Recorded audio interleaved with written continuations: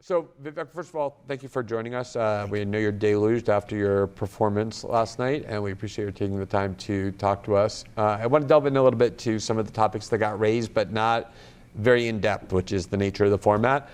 First of all, the pundit expectation, the consensus, was that everything was going to focus on Governor DeSantis. Everyone was going to go on stage, attack Governor DeSantis, given his status apparently as the obvious alternative to Donald Trump. That most definitely did not happen. He was essentially ignored, and instead the focus of the attacks almost entirely was on you. I know the obvious answer is it's because I'm rising in the poll, I'm considered a threat. But beyond that, was there something else going on that caused there to be so much hostility and focus on you from the other candidates? Yeah, I mean, it's a little bit inside baseball, but I think if you look at certainly what our campaign is seeing, when you're looking at actually understanding who the likeliest voters are, who tend to be the most informed, the trends are very sharp in my direction. And so I think if the other candidates, the one thing it did teach me is that the other candidates are serious about at least trying to win. Right? If they weren't serious about actually trying to win, they wouldn't have even bothered. But I think their campaigns understand what our campaign understands, which is that this is effectively a two-horse race between myself and Trump right now. The dynamics of the most informed voter base, and that's where you see a trickle-down effect for everybody else, they are coming in our direction in droves. And so the headline poll numbers that you'll see are diluted by the fact that most people in this country didn't know who I was 4 months ago, right? But of the people who do, so I'm starting 2 months ago with a very low name ID, but seeing our polling against that backdrop, that is striking and largely unseen for a very long time in politics. And so I think that the other campaign teams have probably smart people working for them, understanding that DeSantis is not really going to be their obstacle if you roll this to where the puck is going 2 months from now. And I think they tried to get a head start on that last night. I don't think it worked out too well for them. Right. But. So that's the pundit analysis, the kind of horse race analysis. Yeah. I see the validity to that as well. Let me share with you my hypothesis and see whether or not you agree, which is there were some very sharp ideological divisions on that stage, typically involving you on the one side and all of these other candidates on the other, because all these other candidates have a long history in the Republican Party, predating Donald Trump, going back to George Bush, the kind of Reagan economics, Bush Cheney foreign policy against which Donald Trump successfully ran. You were the only candidate essentially espousing this kind of new form of republicanism. I sensed there was a lot of hostility for real from these other candidates. Maybe it's in part because of resentment that you haven't been around for very long and they have. But I'm wondering whether it's actually ideological in the sense that they want to wrench the Republican Party back from the new kind of America First populist ideology that the Republican voters are now simply insisting on. Yeah, I mean, I call the ideology absolutely America First nationalist ideology. And this is going to be good for our party because it is a deep ideological division within the Republican Party. And it's not even limited to the Republican Party. Right, Glenn, I mean, I'm coming from the outside. I rarely talk about Republicans and Democrats. Because you haven't been a Republican all that long, as you've talked about. Yeah, I mean, I voted Libertarian in the first election I ever voted in. I find partisan distinctions rather boring because I don't think they capture the essence of real social, political, and cultural divides in this country and even across much of the modern West. I think the real divide is between the managerial class and the citizen, between those who are skeptical of the citizenry to determine and self-determine how they sort out questions from climate change to racial injustice. There's one worldview that says the people can't quite be trusted. It has to be a small group of elites, really, in the back of palace halls. That's how it was done for most of old world European history. And then the 1776 version of this, the post-1776 American version, said no. We, the people, sort out those differences through free speech and open debate in the public square where every citizen's voice and vote counts equally in a constitutional republic. That's a fundamentally different view. So historically, the Republican and Democratic Party, in the establishment wing of both, which is to say the dominant wing, at least as it relates to funding and most candidates who are propped up by it, are debating within the confines of the first view. Right? We have one set of people that say, oh, well, we need higher taxes, and one people say we have lower taxes, but we both agree that the people can't actually be trusted with the most important questions. Whereas my view is that the real thing we need to fight for today is the 1776 ideals, the rules of the road in the first place, that says whatever the answer is, we the people get to determine it. Not a federal administrative police state, not an ESG movement of a woke industrial cartel between the public and private sector, not multinational, international institutions that impose that will on the sovereignty of sovereign nations. No. We the people, the citizens of nations, and in the United States of America, the citizens of this nation, determine that through our constitutional republic. And so that's what surfaced itself last night on the debate stage of the Republican Party, but that even is too small of a description for what's really going on, which is far deeper, and there's a version of this that at least should exist, and I think does exist, within the Democrat Party as well. Right. That's not as much my concern right now, this but this is deep. Did play out in the 2016 election where Bernie Sanders on one side, Hillary Clinton on the other represented. I think that schism that you're describing, Bernie ended up getting crushed by a combination of kind of sort of cheating and rigging. That's Elizabeth Warren's words and Donna Brazile words, not mine. And the Democrats kept hold, the establishment did, of the party. The Republicans didn't. They lost that with Donald Trump. They thought Jeb Bush and Marco Rubio were the bulwarks. So is that the sort of, and then you look at the fact, and you've been talking about this a lot as well, that for all the kind of intense partisan discourse we hear where everyone's a Democrat or Republican when you turn on cable news, when you got into the United States, people don't care about that. They really don't. Lots of people said in 2016, my two favorite candidates are Trump and Bernie. Lots of people who voted for Obama twice voted for Trump in 2016, which makes no sense from the partisan perspective if you're kind of a and then you have this huge swath of people who just don't vote. A huge millions and millions of Americans, not because they're impeded from doing so, but because they just don't think it matters. One of the arguments you're making is, look, I'm not auditioning to be Trump's vice president. I actually think I can make a better inroad into these kind of voters than President Trump could, who did a good job in 2016 to bring new voters. What is the reason for that confidence? Is it just generational? Do you have a specific message that resonates? Yeah, so it's not just generational. I mean, that's an element of it. I think the fact is that Trump helped air a lot of that pent-up emotion that had been suppressed and systematically suppressed by both parties. And Bernie tapped into that, too, in some of the way that you described. This is where I would pick at one thing you said earlier, too. Populism isn't really a philosophy. Populism is a response to an emotional current. But I think there's a real philosophy underlying this. Absolutely coherent on its own terms, a new political ideology. Well, is that what you described, where you trust the people to make decisions? Yes, and it's not one that I'm inventing. It's one that was born in 1776. And so I think we live in a 1776 moment, but it's not just that we're going to go out with pitchforks because we're mad. It's because we're going out to revive the modern American Revolution on the principles as written out in the Declaration of Independence and enshrined in the best operating manual for those principles, the U.S. Constitution. And so I think what I'm aiming to do, and I believe in some ways we are already doing, though we're just getting warmed up, is leading that American Revolution, that modern American Revolution in our domestic policy. The only war I want to start is the war on the fourth branch of government, which should not exist. I will get in there and actually shut it down. And I think I have a deeper understanding. And by the fourth branch of government, you mean the regulatory state? I mean the shadow government. Essentially out of control, plus the deep state, the part of the government that operates in the dark with no democratic accountability. That's right. The people who are never elected, but who wield most of the political power in this country. That is the war I'm starting. Let me ask you this. And while ending a lot of the meaningless deflection wars that we either start or fuel abroad. And that's a complete inversion of the way the traditional Republican Party has been doing it, is allowing the cancerous proliferation of this administrative state because it shunts elected representatives from political accountability while creating one more deflection tool of pointless wars from Iraq now to Ukraine. That's what's going on. So let me ask about two specific examples that I thought expressed itself most vividly, this kind of difference you're describing. The first of which was Ukraine, which was incredibly obvious. Only you on that stage are willing to say emphatically, no more money to Ukraine. It's not in our interest. We have lots of stuff to do here at home, including protecting our own border. DeSantis, as you kind of mocked him for putting his finger in the air, was taking that middle ground of let's have the Europeans pay for it. But at the beginning of the war, overwhelmingly, and I know you were against it from the beginning, when a majority of Americans, a vast majority of Americans, were swept up in the propaganda and wanted the U.S. support for that war. Now you look at polls, overwhelmingly, majorities are against it. They want no more money sent there, especially Republican voters.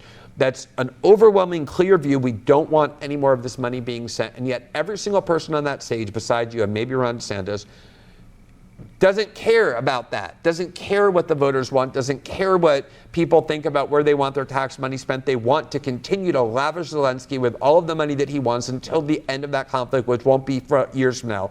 Why do you think that for politicians who do pay attention to polls, if they're going to be successful, they are nonetheless so willing to ignore the sentiments of their own voters to continue to insist on this policy that people oppose? So that's the easier answer. There's a harder question lurking behind it. The easy answer I can tell you from experience: donors. The donor class of the Republican Party fundamentally disapproves of the message that I delivered on that stage. And it's the one thing that's holding Ron DeSantis back, right? Because his campaign is run by his super PAC, which is extremely well funded, far better funding than I have in this campaign, even for all the checks I've personally written. And so that holds him back. But the rest of the field is completely, as I said in the stage, it made a lot of people mad, bought and paid for by the donor class. Frankly, some of which is bipartisan. It's the same donor class that swings in the other direction at times, too. The deeper mystery, though, Glenn, and I don't have a great answer on this, is then why the donor class is so attached to this religion. Zelenskyism, Ukrainism. It's a modern cult in the United States of America. And the tempting answer, and I quipped a little bit, you had a little fun with Nikki last night about, Lockheed Martin and Raytheon, and there's an element of a military-industrial complex. But I believe in truth. And if I'm getting to the truth of the matter, I don't think that's really what's going on, because I know countless donors that I've lost over this issue. Right. Who I can't imagine that they're thinking about what the value of their stock holding is in some weapons manufacturer. I don't think that's it. It's just not, it's something else. Is it that there is embedded in the Republican Party for decades now this ideology about the United States and the role it plays in the world for all sorts of self-interest reasons? It's embedded in both parties.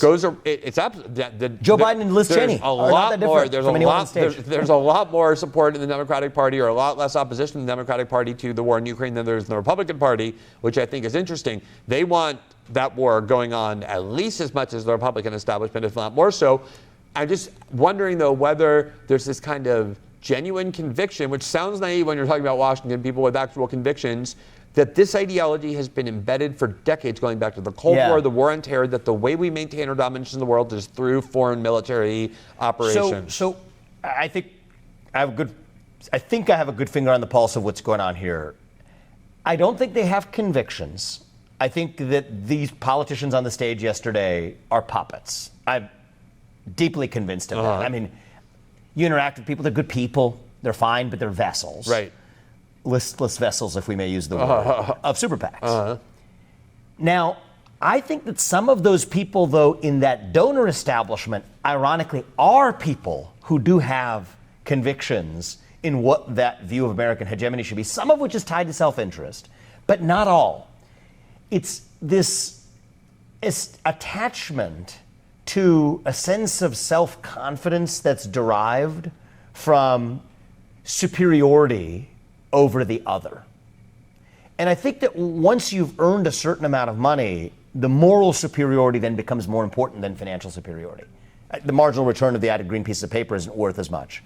But the psychological security of knowing that you are better than your fellow man, that's really what I think drives. It's the sick psychology behind Adam actually Smith wrote driving about this that war. in The Wealth of Nations. The He idea did, that actually. there's this sort of That's a good point. vicarious sense of strength and purpose that comes from reading about the conquest of your foreign armies, Yes. especially if you watch from a safe distance, even if that means a little higher taxes. Especially if it's you're worth insulated it. from the consequence as well. Exactly. No, that's It's the not key. your kid going to that's fight. the key, right? It's neither you nor your family that's fighting. It's other people's family who are fighting. That's a great point on Adam Smith, It's a actually. really. I'll show you. If you haven't seen it, I'll show you the passage. It describes. Sounds familiar. I mean, I've been years since I've read perfection. Wealth of Yeah, Nations. it's from the Wealth of Nations. Just two more questions, out of respect for your time. One is on the issue of China. Last night you described the Russian-China alliance as the greatest military force threat we face. You said the only war you want to start is against this fourth branch of government, the deep state, the regulatory state. And And yet that kind of rhetoric leads people to wonder whether your opposition to involving ourselves in the war in Ukraine is really about a desire instead to focus that kind of military confrontation with China, to start a new Cold War with China. What is your view of the U.S. relationship with China going forward? No, look at what I've said in the recent weeks, which also was the source of some jabs that some other candidates were giving me for my views there. I want to pull Russia apart from China. I do think that China is a real threat to the United States. In what sense are they a real threat? Well, I think that they want to hold an economic gun over our head and ultimately exert leverage to advance geopolitical goals using the economy to do it. And so I think the right answer is there's a few different things. One is declare economic independence from China. I think that we cannot live in a world in which we're dependent on an adversary for our modern way of life. We can talk about the role of India or Australia or other nations, bilateral trade relationships with other countries. I don't like the multilateral stuff because it comes with a lot of baggage and garbage about climate change, but strong bilateral relationships from Japan to South Korea to India can play a role in this. Pulling Russia out of its military alliance with China by reopening relations with Russia. If we reopen economic relations with Russia, Russia doesn't have to rely economically on China. Freeze the current lines of control, Korean War-style armistice agreement, end the war in Ukraine, permanent commitment for NATO not to admit Ukraine. It's a reverse maneuver of what Nixon did in 1972. He pulled Mao out of Brezhnev's little brother arm. Well, Putin is like the new Mao. Let's pull him out of Xi Jinping's clasp and move from a bilateral international order today that favors China to a trilateral one where none of the three major superpowers, nuclear superpowers, are aligned. I think that's a good thing. As it relates to Taiwan, I favor moving from strategic ambiguity to strategic clarity. Right now, the U.S. just does depend on Taiwan for semiconductors. Our entire modern way of life, the camera that's recording this interview, that laptop on your lap. Which is the excuse as to why we need to defend Taiwan but not Ukraine. So the question then becomes, well, no, but I'm going to roll this forward. Let's get away from dependence on superconductors. Yes, and then the question is, does that change our relationship with China vis-a-vis Taiwan and in general? Yes, it does once we achieve semiconductor independence. So I'm going to lead us by the end of our first term to ensure that we have semiconductor independence in this country. And what I've said is, I want to be very clear that there are a couple reasons why China might want to go for Taiwan, but if one of them is to lord over the United States, holding hostage our modern way of life, I'm not okay with that. And we will defend Taiwan. This does a couple of things. One is, it makes Xi Jinping have to be a fool to invade Taiwan before we do have semiconductor independence. If he wants to fulfill the nationalistic goal from 1949 and Chiang Kai-shek and Mao Zedong, that's a separate discussion. That's a separate discussion. But as it relates to lording over and squatting on the semiconductor supply chain, no. The answer is no. So we'll pull Russia out of their hands. We'll partnership with India, control of the Malacca Strait where China gets its Middle Eastern oil supplies. And then after 2028, the end of my first term, when I will lead us to semiconductor independence, our posture changes. And I think that being honest about that, as a U.S. president, to say that I'm advancing U.S. interests, that is credible. People can actually, not only people at home, but even other actors on the global stage can take credible signals for that, because I expect them to act in their self-interest, just as they can expect me, representing the United States, to act in our self-interest. And that is the single most effective way of deterring China from going after Taiwan while avoiding war, especially during the period that we literally do depend on Taiwan for our modern way of life. And this also puts Taiwan on notice. I mean, this is a nation that's spending 1 point something percent of its GDP on military. It has the U.S. behind it, ready to defend it. It should be at 5% of Taiwan's GDP should be spent on its own military defense, if that's what they want. They have an election in 2024. The KMT has different views than Tsai Ing-wen. That's their nation's issue to sort out democratically in terms of where they are. But this puts them on notice. Taiwan would have to be a fool not to increase its military spending as a percent of GDP. Xi Jinping would have to be a fool to go for Taiwan before we have semiconductor independence in this country if we move to strategic clarity. And then the traditional establishment came like a ton of bricks on me for this view. Nikki Haley referenced it last night, but all right. The funniest part about this, Glenn, though, if we had more time in the debate, I would have thrown back in their face, and maybe I'll do it in the next debate, is this is under a status quo when the U.S. technically is espousing still the one China policy that would still deride Donald Trump for picking up a phone call from the Taiwanese president in 2015 to congratulate him that bloke broke diplomatic protocol and we embrace the one China policy and we can't say what we'll do on Taiwan.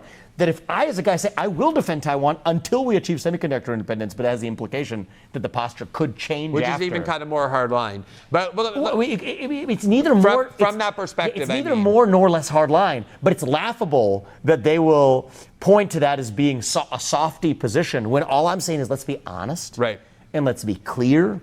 This is how nations can actually deal with one another diplomatically if they can actually trust one another credibly. That you're actually, who would have ever thought, following your self-interest. And that is how you avoid wars that are against the interests of the United States, and if I may say it, against the interests of other nations as well. Last question, because anyway, we have a hard out.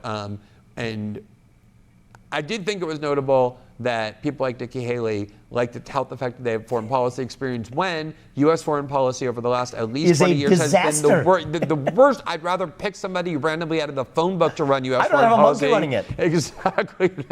Than any of those people who are so proud of the role they played in all of these bloodbaths and disasters. Yeah. Last question. One of the things your campaign has done that is unique, and you referenced this earlier, I just want to delve into it a little bit more deeply as the last question, which is you've made a point of visiting not Kiev, but parts of the United States that typically the Republican Party ignores. There's a lot of people there who don't vote, who have a tradition of voting for Democrats, not because they're excited about the Democratic Party, quite the contrary, but they think the Republican Party is against their interest in ways that are kind of bigoted or that they've been told is very hostile. And one of the arguments you're making is I want to go into those places with a message that will liberate them either from not voting or from the Democratic Party. What is that message that you have to tell these people in African American communities and lower income communities that the Republican Party and voting for the Republican Party will actually make a material difference in their lives? The America First movement stands for all Americans. And so, no, I haven't talked to Zelensky, but I did pick up the phone and call the likes of Gregory and Janet Ards, two small business owners in Hawaii who tragically lost their two small businesses in their family, but had a third that was still able to provide the water supply to the rest of Maui. I think that this is a moment when people from the south side of Chicago to Kensington to Hawaii to Maui to Ohio to Iowa to New Hampshire can unite around the idea that we have a government that sells out our own interests to advance some other multilateral interests internationally. And we can unite around the fact that, yes, we do believe that the southern border needs to be sealed, that we do believe that the money that we spend, the taxpayer resources that we spend, should be spent to fund U.S. interests and not pay the salary headcount of Ukrainian government officials instead. And I think I'm already seeing that, Glenn, as I'm traveling this country, is that this is not about Republicans and Democrats. I think it's a 1776 moment where the question is, do you share the basic rules of the road in common? Meritocracy, pursuit of excellence, free speech, something that is itself a controversial idea. But that has been kind of a centerpiece of your campaign, It is a centerpiece of my campaign, absolutely. Self-governance over aristocracy. Do we believe in three branches of government? Do we believe in the Constitution, or do we believe in this other thing that we're living in today, where it's a quasi-technocratic monarchy in three-letter agencies in Washington, D.C.? And I think the truth of the matter is, easily 80% of this country agrees on the basic rules of the road. Maybe we will disagree on whether corporate tax rates should be high or low, but those are details. Or when to limit abortion or things like that. Yeah, but these are, in the scheme of things, actually details. Right. Compared to the basic rules of the road. And I say 80-20, half the 20 are people younger than me who never even learned those ideals in the first place. We'll teach them and bring them along too. This is the stuff of a landslide election. The single most unifying thing that a leader could deliver for this country is a moral mandate in 2024 to revive those basic 1776 principles. And honest to God, I think I'm the only person in this race in either party who can actually do it. And as much as a lot of my policies, certainly on foreign policy on the border and otherwise, do overlap heavily with that of Donald Trump, and I said on the stage last night, I do think he was an excellent president, I think this can't be a 50.1 election. We're skating on thin ice as a country. This can't be the Monday after the election day, they slowly trot out who won the election. No. This has to be a decisive victory, bringing young people, old people, black, white, suburban, rural, urban, doesn't matter, We're all Americans, and the America First movement puts all Americans first. And so, yeah, does that help to be a member of a different generation? Absolutely it does. But it's not just a generational argument. It's a vision of what actually matters in this country, what the actual divide is. It's not between Republicans and Democrats. It's the everyday citizen, the great uprising saying hell no to the Great Reset, and the managerial class. That's what this is about. So we were covering your campaign when you were at 0.2%, because I had a feeling that this message was going to start to resonate. It clearly is now. So we're going to keep covering it, as I think you're going to continue to rise in the polls, especially after last night. So congratulations on a great debate, and thanks for joining us. Thanks, Glenn. Good All to right, see you in good person. to see you as well. Yeah.